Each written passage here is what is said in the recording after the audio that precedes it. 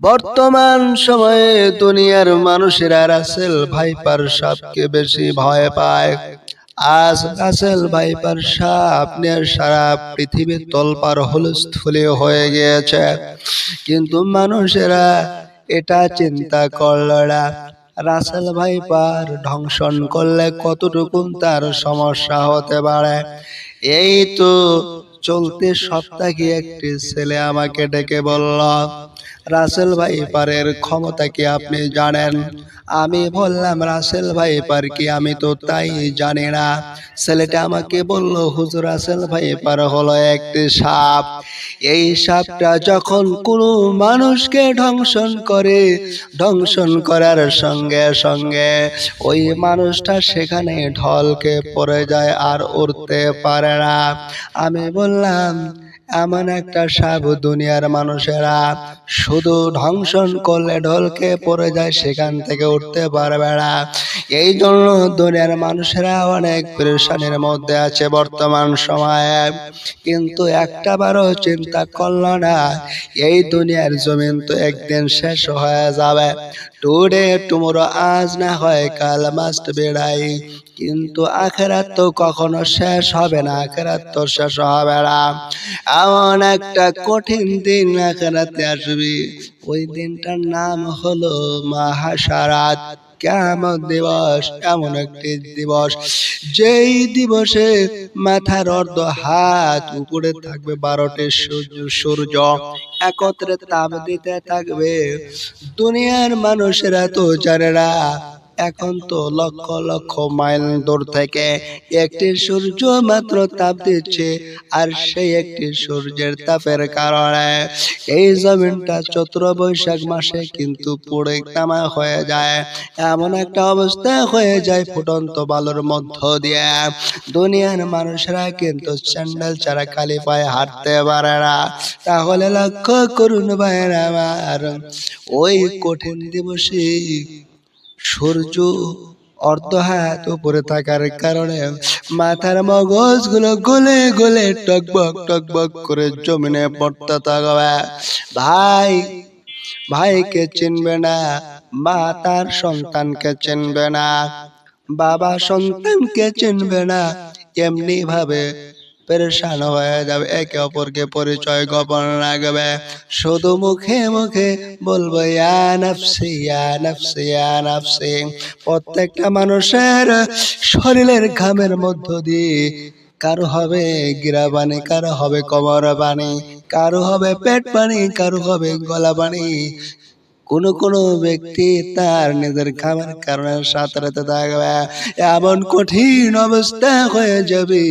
ওই দিনের কথা বর্তমান সময়ের মানুষেরা চিন্তা করে না।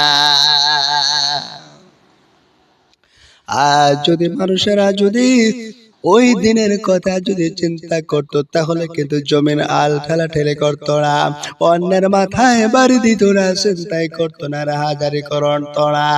শুধু তাই না, মানুষ আর একজন মানুষকে কখনো খুন করতো না, লোভ লালসায় পরে কখনো মানুষের প্রতি অন্যায় অবিচার করতো না। শুধু তাই নয়, দুনিয়ার জমিনে এমন ঘটনা ঘটেছে যে রাগের কারণে দুনিয়ার মানুষেরা এমন ঘটনা ঘটিয়ে দিয়েছে, মা তার সন্তানকে জবাই করে দিয়েছে। এমন ঘটনা আছে, মা তার সন্তানকে জবাই করে দিয়েছে, স্বামী স্ত্রীকে জবাই করে দিয়েছে, স্ত্রী স্বামীকে জবাই করে দিয়েছে। এমন ঘটনা দুনিয়ার জমিনে হাজার হাজার ঘটেছে, কথা কোন ঠিক কিনা? যদি এদের মধ্যে যদি আখিরাতের ভয় থাকতো, আখিরাতের বোঝ থাকতো, আমি মইনুল ইসলাম শাহজাদপুরি খোদার কসম করে বললে ভুল হবে না, এই মানুষগুলো কখনো কিন্তু খুন খারাপি করতে পারতো না। আজ বড় আফসোস হয়, এই রাসেল ভাইপার সাপ এই রাসেল ভাইপার সাপ এটাকেই মানুষ এত ভয় পায়, আজ ভাইরাল হয়ে গেছে, সারা দুনিয়া তোলপাড় হয়ে গেছে। কিন্তু দুনিয়ার এই সময়ের মানুষেরা চিন্তাও করে না, ভক্ষেপও করে না, জাহান্নামের সাপের কথাও মনে করে না।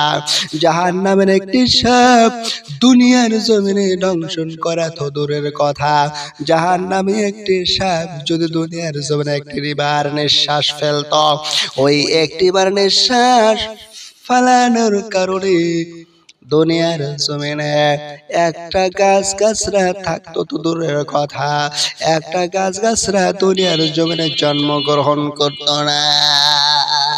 এত বিষাক্ত প্রাণী সাপ জাহান্নামের মধ্যে আল্লাহ তাআলা রেখে দিয়েছে।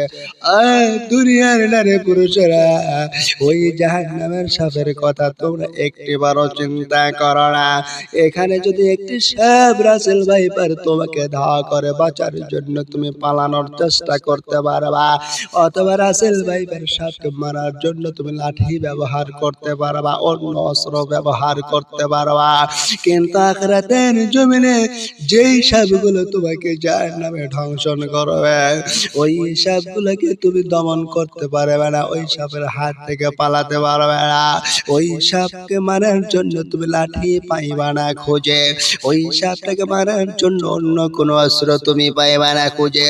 যুবক, ওই জাহান্নামী সাপের কথা যদি তোমার যদি একটিবার ব্রেনে ঢুকে যাইতো, তাহলে দুনিয়ার রাসেল ভাইপার সাপের কথা তোমরা ভুলে যাইতা। ওই জাহান্নামী সাপ এমন কঠিন সাপ, এমন কঠিন সাপ, ওই সাপটা ধ্বংসন করবে, তার ভিতরে মায়া থাকবে না, দয়া থাকবে না। আমার আল্লাহ তাআলা কুরআনুল কারীমের মধ্যে ঘোষণা করেছেন, লাআমলাআন্না জাহান্নামা মিনাল জিন্নাতি ওয়ান নাসি আজমাইন। আমার জাহান্নাম পরিপূর্ণ করব জিন এবং মানুষদেরকে দ্বারা। দুনিয়ার মানুষেরা তো একটু চিন্তা ভাবনাও করে চলে না। ও ভাইয়েরা আমার, বন্ধুরা আমার, ওই জাহান্নামকে পরিপূর্ণ করবে আপনাকে আমাকে দ্বারা। আমরা তো সৃষ্টিগত ভাবে খুব দুর্বল, এই দুর্বল শরীরে আমরা ওই জাহান্নামের কঠিন শাস্তি আমরা সইতে পারব না। এই দুর্বল শরীরে একটা ছোট্ট প্রাণী মশা কামড়ালে আমরা সইতে পারি না। এই দুর্বল শরীরে ছোট্ট একটা প্রাণী পিপি লেগে কামড়ালে আমরা সইতে পারি না। এই দুর্বল শরীরে জাহান্নামের সাপের ধ্বংসন আমরা কেহই সইতে পারব না। এই দুর্বল শরীরে আমরা কি সইতে পারবো? কিচ্ছু সইতে পারবো না। আমরা একটু বেশি পরিমাণে রোদে থাকলে আমাদের শরীরে তাপমাত্রা বেড়ে যায়, জ্বর এসে যায়। একটু বেশি পরিমাণের সময় ভিজলে, বৃষ্টিতে ভিজলে তাও আমাদের জ্বর এসে যায়। তার মানে হলো আমাদের শরীরে রোদ বৃষ্টি কোনো কিছু সহ্য হয় না। তাহলে এই শরীরে কেমন করে জাহান্নামের আগুন আমরা সহ্য করব? আমার ওই জাহান্নামের কঠিন আগুন আমরা কেহই সহ্য করতে পারব না। জাহান্নামের সাপের ধ্বংসন গুলো আমরা কেহই সইতে পারব না। আমার আল্লাহ তাআলা দুনিয়ার মানুষদের ব্যাপারে কুরআনুল কারীমের মধ্যে ঘোষণা করেছেন, ওয়াখুলিকাল ইনসানু যায়ীফা। মানুষ সৃষ্টিগত ভাবে খুব দুর্বল, মানুষ সৃষ্টিগত ভাবে খুব দুর্বল। 100% সত্য কথা আমার আল্লাহ তাআলা কুরআনুল কারীমের মধ্যে ঘোষণা করেছেন। দুনিয়ার ভাইরা আমার, বোনেরা আমার, মায়েরা আমার গো, এই জন্য আমরা কেহই কিন্তু দুনিয়ার রাসেল ভাইপারকে ভয় করে চলার চেষ্টা করব না। আমরা আখিরাতের সাপকে, জাহান্নামের সাপকে ভয় করব, আমার আল্লাহ তাআলা সন্তুষ্ট অর্জন করার জন্য।